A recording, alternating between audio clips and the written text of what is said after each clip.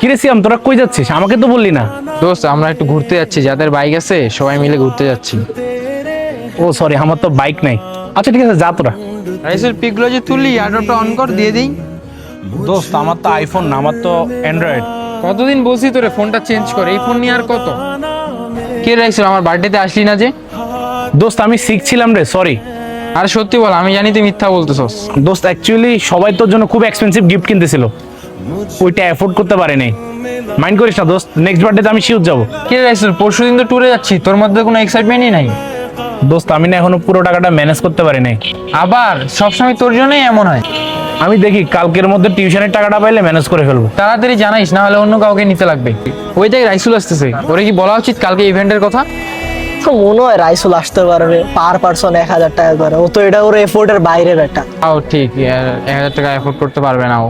কিরে সিয়াম, তোরা কি নিয়ে কথা বলতেছিলি? কই কিছু না তো। ও আচ্ছা ঠিক আছে।